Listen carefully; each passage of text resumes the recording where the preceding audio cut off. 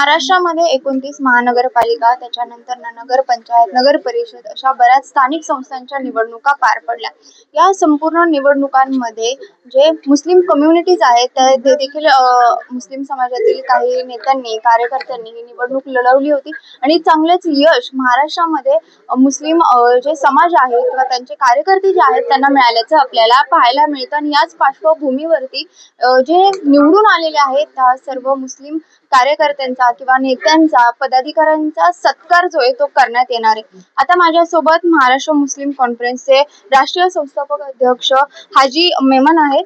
Sir, काय सांगाल, संपूर्ण जे निवडून आलेले आहेत त्यांचा सत्कार करण्यात येणार आहे? होय, महाराष्ट्रामध्ये आत्ताच झालेल्या निवडणुकांमध्ये महानगरपालिका, नगरपालिका, जिल्हा परिषद मध्ये सुमारे 650 पेक्षा जास्त नगरसेवक आणि नगरसेविका निवडून आलेल्या आहेत. त्या सगळ्यांना आम्ही निमंत्रित केलंय. सत्कार होणार आहे व एक मोठी कॉन्फरन्स घेण्यात येणार आहे. त्याच्यामध्ये मुस्लिम समाजाच्या ऑलराऊंड सर्वगण विकास कसा करता येईल, मुस्लिम समाजातले एज्युकेशनचे इश्यूज कसे सॉल्व्ह होतील, मुस्लिम समाजातले हेल्थ सेक्टरचे इश्यूज कसे सॉल्व्ह होतील आणि मुस्लिम समाज ही इतर समाजांसारखा कसं असणार, प्रमुख पाळण्यांमध्ये कुठल्याही प्रकारच्या पॉलिटिकल पार्टीजचे नेते नसतील.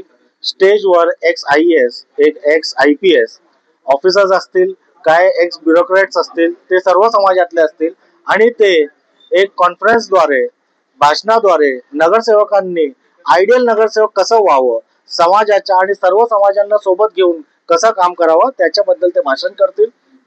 आमच्या या प्रोग्राम मध्ये सुमारे आम्हाला अंदाज आहे 1000 ते 1200 लोक उपस्थित राहणार.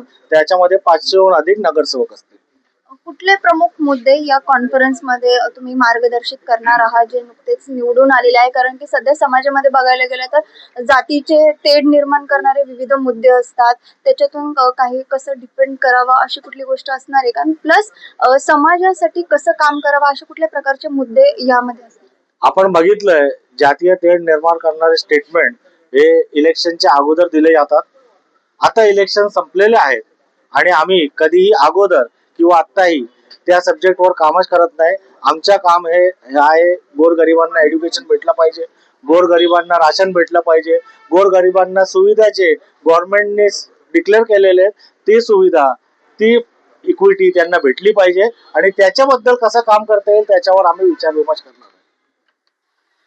महाराष्ट्र मुस्लिम कॉन्फरन्स तर्फे पूर्ण महाराष्ट्रात जे नगरसेवक निवडून आलेले आहेत त्यांचा सत्कार